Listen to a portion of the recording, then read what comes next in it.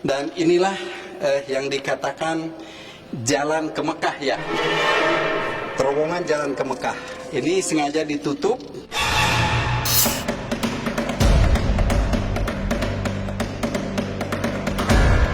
Kabut misteri menyelimuti Gua Safarwadi Pamijahan yang terletak di samping makam Syekh Khotib Muwahhid di Tasikmalaya, Jawa Barat. Konon gua ini dulunya jadi tempat petilasan para wali Allah.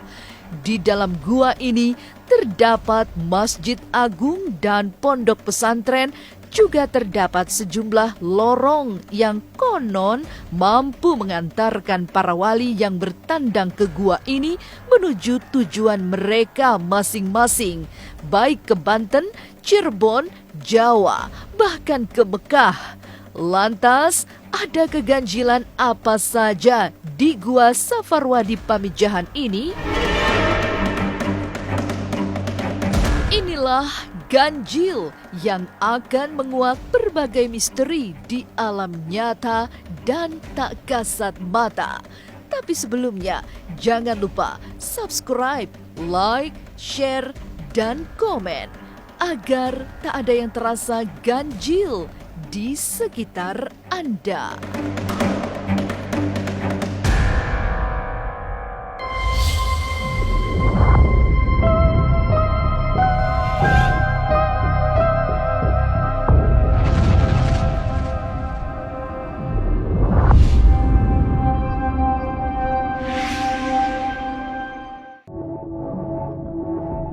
Ada ritual wajib bagi mereka yang hendak masuk ke dalam Gua Safarwadi Pamijahan di Tasikmalaya, Jawa Barat ini. Di pintu masuk gua, para peziarah wajib mengumandangkan azan. Kemudian barulah kuncen dan para pemandu membawa pengunjung masuk ke dalam gua yang panjangnya kurang lebih 540 meter ini. Bismillahirrahmanirrahim. Allahu Akbar, Allahu Akbar. Allahu Akbar, Allahu Akbar. Ashhadu an la ilaha illallah.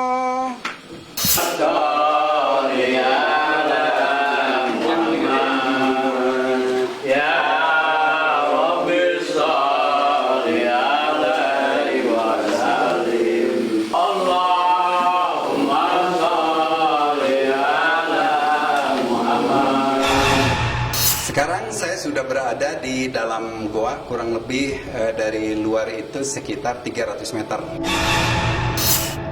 Tempat para wali Allah termasuk Syekh Abdul Muhyi. Betapa di dalam gua ini konon masih asli alias tidak diubah. Termasuk batu di mana para wali bersemedi. Bentuknya mirip masjid dan langit-langitnya berbentuk mirip kubah masjid. Konon aura di tempat ini sangat sejuk dan warga memiliki pengalaman di luar nalar yang mengherankan. Ini luasnya kira-kira mungkin ada 5 meter ya, pemirsa.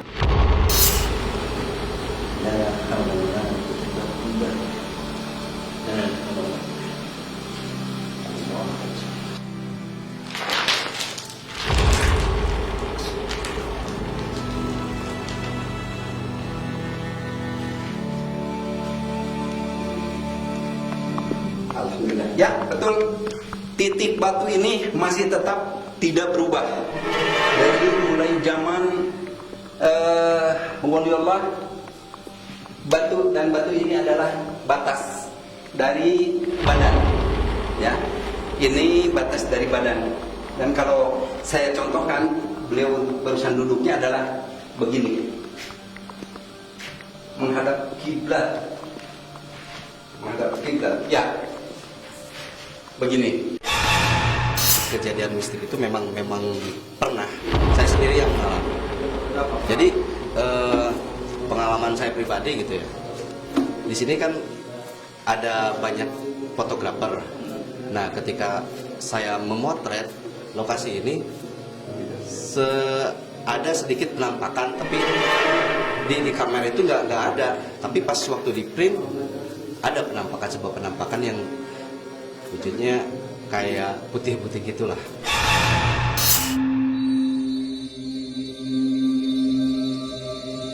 Tak jauh dari petilasan Syekh Abdul Muhyi terdapat misteri lain. Batu di langit-langit gua konon meneteskan air zam-zam dan kabarnya bisa menyembuhkan segala penyakit mata. Alkisah, dulu ada pengunjung yang nekat memotong batu tersebut. Namun kabarnya pengunjung tersebut meninggal secara mendadak di dalam gua. Ini adalah tetes air mata, air jam-jam. Seluruh penyakit bisa diobati dengan tetesan air ini. Berarti karomahnya ya ke mata. langsung ke mata. Waduh. Kita coba rasakan kira-kira 1 menit atau 2 menit ya. Terasa seger aja ya, cerah. Pemirsa, saya barusan semacam mendapatkan suara bahwa ini adalah pernah terjadi tragedi di sini, yaitu di ujung tetesan ini dulu ada kuncup ke bawah. Itu adalah ada orang dari Jawa, dia bilang bahwa ini dipotong atau dipukul ya, dipotek, dia bilang dipotek supaya airnya besar. Tetesan ini ternyata itu ya alhamdulillah dengan keagungan Tuhan dibalaslah dengan mungkin perbuatan dia ya, sesuai perbuatan dia, bahkan mungkin menjadi korban lah ya, sakit Meninggal di luar lah. ya. Bahwa dipoto di sinilah ya, posisinya dipoto di sini. Betul. Lantas Di belakang. di belakang di sini, Nah, di belakang sini orang berkuda apa mirip Pangeran Diponegoro berada di belakangnya. di belakang.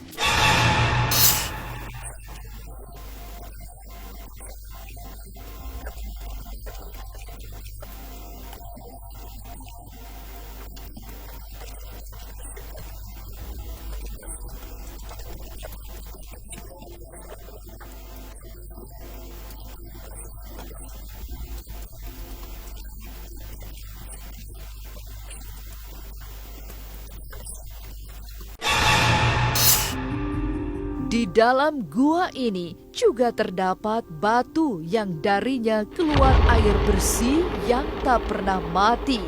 Juga terdapat masjid agung hingga lorong menuju ke Mekah. Jangan lupa untuk nonton Was-Was setiap hari Rabu Dan juga Sabtu. jam 3 sore. Jangan lupa like, Komen. Dan subscribe ya. Gokil, keren abis.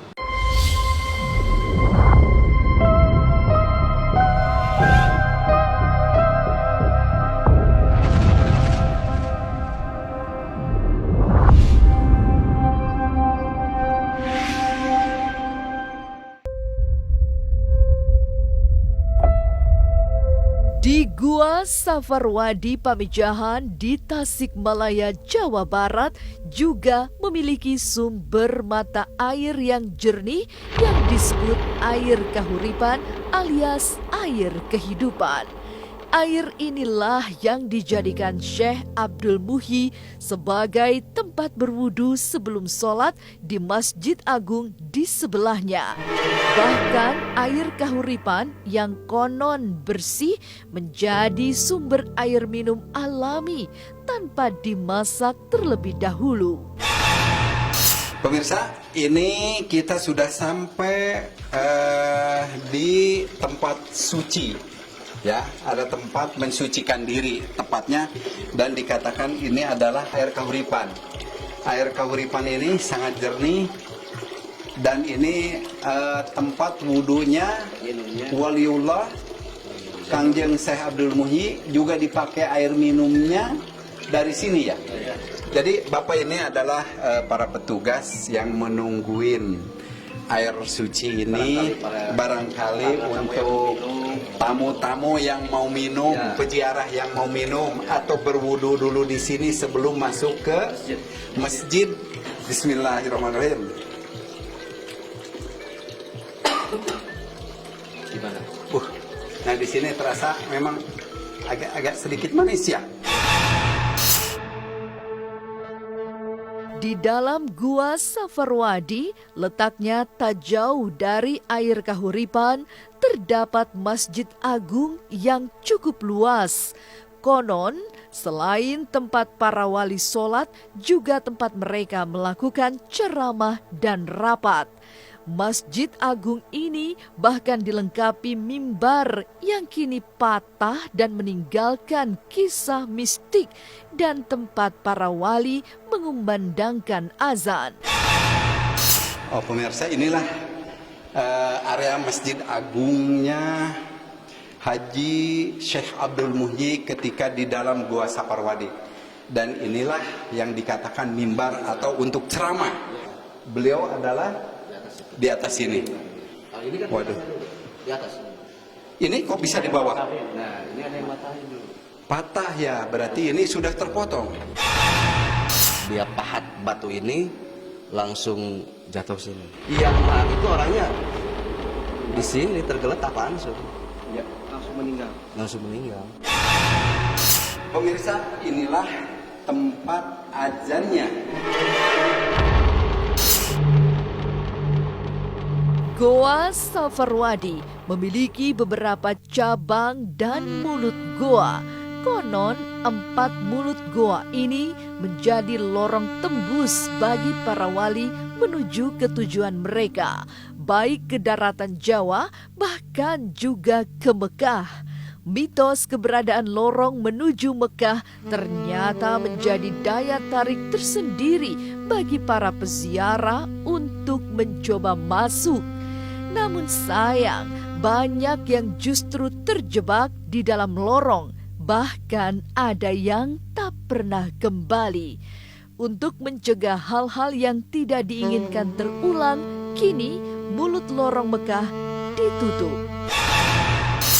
Dan inilah yang dikatakan jalan ke Mekah ya. Terowongan jalan ke Mekah. Ini sengaja ditutup, sering orang banyak mencoba masuk ke sini ke dalam, dan memang ada yang kalau nggak salah nih Nggak balik lagi. ada yang nggak balik lagi, betul? Jadi para wali itu kalau mau ke Mekah, beliau berdoa dulu di sini. Berdoa di sini Berdoa baru di sini, tembus bumi. baru. Memang ada ilmunya. Gitu. Bukan berarti kita pengen ke Mekah masuk ke terowongan ini, salah Ya. itu.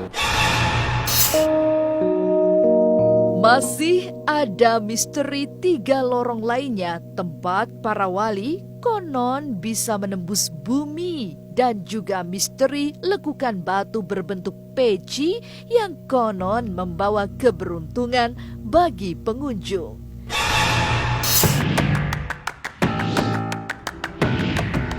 Jangan lupa saksikan Mantul hanya di YouTube channel. Jangan lupa like, subscribe, biar banyak ya monetize-nya ya.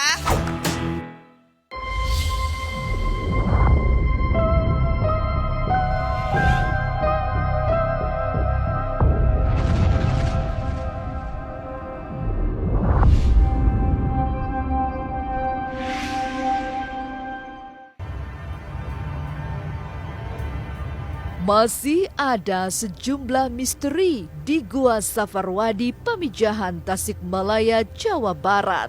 Terdapat 2 lorong yang letaknya bersebelahan. Konon kedua lorong tersebut pernah membawa Sunan Ampel tembus ke Jawa dan Sunan Gunung Jati tembus ke Cirebon. Pemirsa, ini yang masuk ke sini adalah Sunan Ampel untuk yang tembus ke Jawa. Ya, ini Sunan Ampel, dari sini langsung hilang. Ini adalah waktu Sunan Gunung Jati ke Cirebon dari sini, pemirsa. Ya, ini masuk ke sini, langsung berdoa, langsung menghilang di sini. Kalau lubang ini ya agak sedikit besar nih, mau masuknya besar, dan ini masih bisa jongkok ya, atau istilahnya ngerandang. Ya, nih kalau kita bisa masuk, badan masih bisa masuk. Ya, mungkin berdoa di sini lalu masuk, nembus bumi. Dan Lorong gua keempat yang lebih besar konon membawa Syekh Maulana Yusuf Mansur menembus bumi hingga ke Banten.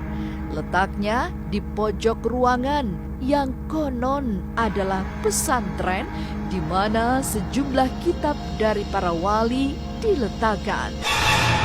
Nah, ini yang terakhir adalah menuju ke Banten ya, Pak Tony.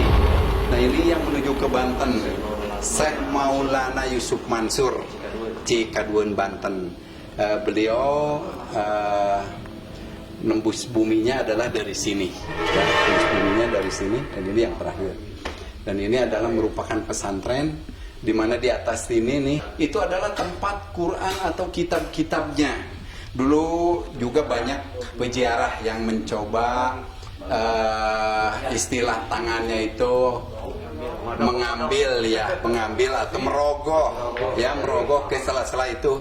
Ada yang mendapatkan Al-Quran kecil atau andarun ya, andarun. Ada juga yang mungkin dapat kitab kuning dan sebagainya. Itu para peziarah dulu. Dan ini sebetulnya tadinya karena tinggi, tanahnya ini adalah tinggi karena mungkin sering diambil, sering dirogoh, sering dibawa untuk kepentingan, entah kepentingan apa. Mereka percayai, akhirnya ini ke bawah, longsor. Misteri lain di Gua Safarwadi Pamijahan adalah adanya sejumlah misteri lekukan batu menyerupai peci haji di beberapa sudut gua. Konon, lekukan mana yang pas dengan kepala peziarah, dia akan mendapat keberuntungan. Pemirsa, nih saya sekarang sudah sampai ke tempatnya peci haji atau Jabal Peci Haji ya. Jadi sebelum menunaikan ibadah ke tanah suci, menurut sejarah para waliullah mencoba dulu peci haji yang berada di Safarwadi. Kalau memang itu ada yang pas, maka dia akan terlaksana untuk menjadi haji.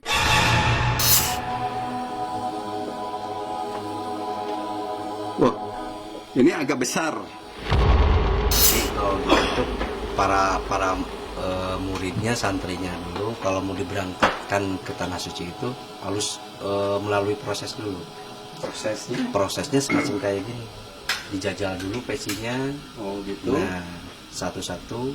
Kalau ada yang pas, langsung diberangkatkan.